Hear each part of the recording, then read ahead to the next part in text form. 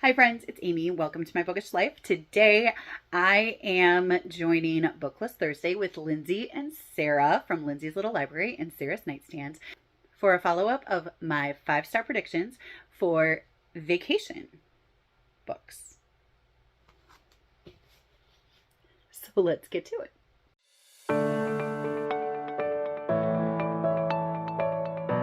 Booklist Thursday is something that Lindsay and Sarah do together. Every week they come with amazingly wonderful bookish topics. And every once in a while, every 2 months, they do invite another person to do 5-star predictions with them. And then they have that person choose a buzzword or keyword that is used in order to choose what our 3 5-star predictions are going to be about. So I chose the word vacation. I chose 3 books. This is a placeholder for Everytime I Go on Vacation, Somebody Dies by Mack, Northwoods by Amy Pease, and A Death in Door County by Annelise Ryan. And I chose these largely because of their setting. So this takes place in Italy, and that's definitely a place I would love to go at some point in my life. And then these 2 are places that I have been for vacation and absolutely love: the Northwoods of Wisconsin and Door County, Wisconsin. So did I love these books, and did I love them enough to give them 5 stars? So first I read Every Time I Go on Vacation, Somebody Dies, and I don't have that physically. It was in Kindle Unlimited, and I had an audiobook of it. And so I'll put a picture up here. As I said, this takes place in Italy. It's a cozy mystery, and it follows Eleanor, who is a best-selling author, and she became a best-selling author by writing the story of a previous vacation that she took to Italy. And so she used this guy, Connor, that she met on vacation as her inspiration for her story. And he didn't like just being used as her inspiration without getting any credit. And so as a character in her books, he started getting a lot of like royalties and things like that. And she's about 9 books into her series. She's working on her 10th, and she's about ready to kill off her inspiration on paper. And that is, but somebody else might beat her to it, like in real life. So they are in Italy on a book tour, press tour, and things just go awry, and people start dying, and it is kind of crazy. It was a quick, fun read with a lot of fun banter amongst the characters. I really enjoyed them. There was a load of foreshadowing and a lot of red herrings in the book. I loved how it was written as the newest novel that she was working on as she was on the press tour. And then there were little footnotes added that added humor and just more information to the story. And I really liked that. I thought it enhanced my experience as a reader. One thing that I thought of while I was reading, and also while talking to my sister who also read this book, is she was really annoyed by the footnotes because she would have to look and find the footnotes, and that because they were all at the back of the ebook. I'm not sure in the physical book if that would be the case as well, but I can see how that would be really annoying to have to flip to the footnotes and read the footnote and then go back to it. Whereas she just reads the footnote as if it's just kind of part of it, but you can tell that it's a footnote. Ultimately, I landed on 4 stars because the author appeared to be trying too hard to throw us off as readers, that she was throwing in kind of ridiculous things. And I didn't love that. I was just taken out of the story in some sense, and some of the footnotes weren't funny and made no sense and didn't have anything to do with the story at all, which of course is why they were footnotes. But it took me a little bit out of the story, and yeah. So not 5 stars, but would I continue with the series?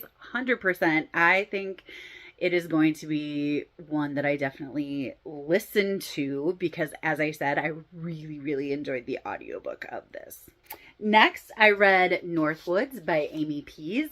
This book I picked up signed at my local independent bookstore, and it takes place in the Northwoods of Wisconsin, which is one of my favorite places to go when I am on vacation or when I'm with my family. This does not take place in the exact Northwoods that I usually go to. It's kind of on the west side of the north, and I'm on the east side of the north, but that's fine.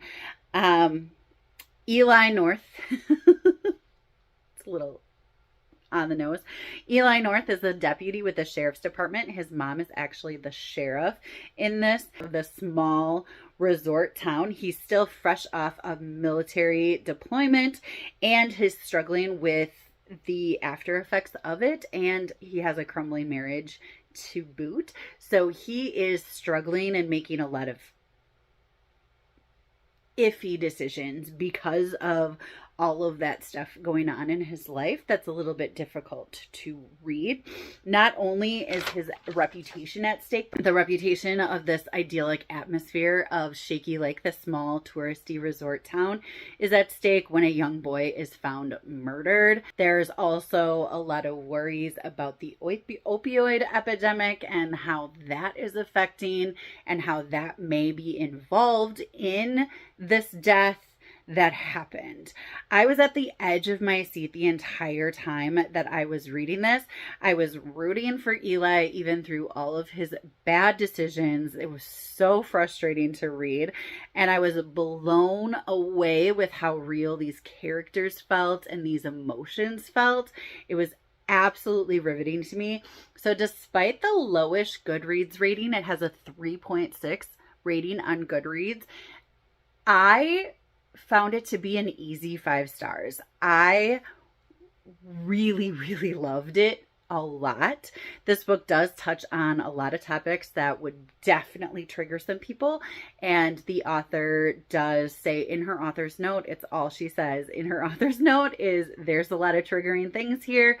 Check my website and I'll give you a list. So definitely check that out before proceeding with this, but it was an easy 5 stars for me, and I really want to see more from these characters, and I want to see them develop more. And then the last book that I picked up was A Death in Door County by Annelise Ryan. I just finished this. It takes place in Door County, Wisconsin, which is one of my favorite places to go on just like a day trip or whatever. It's just a very beautiful, beautiful, beautiful part of the state of Wisconsin. And I just think it's very fortunate that I live so close to it that I could just go up there for the day and explore all of the parks and all of the beautiful scenery there and everything that Door County has to offer. So this book follows Morgan Carter, and she is the owner of a bookstore in Door County, but she also has the hobby of hunting cryptids, which she's a cryptozoologist, which means that she hunts creatures that are rumored to exist but have not been proven to exist, like Bigfoot, the Loch Ness Monster, things like that. And a series of suspicious animal deaths followed by 2 tourist drownings lead the local police chief to be open to the possibility that there may be some sort of unknown creature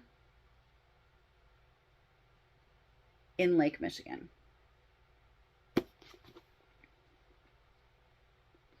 Or in Green Bay, the Bay of Green Bay. And Morgan is very skeptical. She approaches it all as a skeptic in the actual existence of these creatures, but she's just open to the possibility that they exist because that's how her parents taught her to be, and her parents were cryptozoologists. I really enjoyed this book.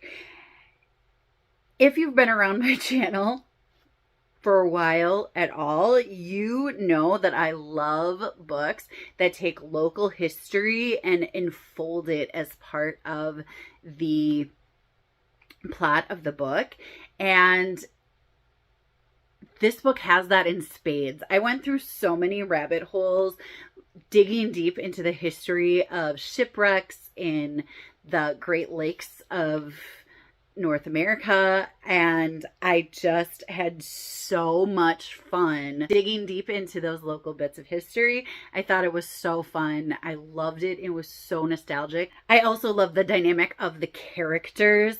The Morgan and the sheriff were just so cute with each other. They were just so much fun. I really loved them as characters and how they interacted with each other. And there was a plethora of Easter eggs for Door County that just was so great. So I keep going back and forth on what my rating for this book is. It's between a 4 and a 5, and I'm leaning closer to 5, mostly because of the Wisconsin nostalgia that this book gives me. But it's definitely between a 4 and a 5, and I would definitely continue on with this series. I loved these characters. I loved how they interacted. I want to see how their friendship develops more. It just, it was so good. It was so good. So 4 and a 5. And we'll say a 4.5, somewhere between a 4 and a 5. Definitely not a bad prediction round. Thank you again, Sarah and Lindsay, for including me with 5-star predictions and Booklist Thursdays. I had an absolute blast. You probably already have seen their videos, but if you haven't, make sure you check out their videos today as well. Let me know down in the comments if you have read any of these books. I would love to hear from you. Commenting, liking, and subscribing really help my channel grow, and I so appreciate you for that. I hope you're finding something wonderful to read, and until next time. Oh wait, also, I did read Paradise Problem, which was one of Lindsay's 5-star predictions, and I absolutely loved it. I gave it 4.5 stars. Not that anybody cares, but I did. All right, so happy reading. Bye.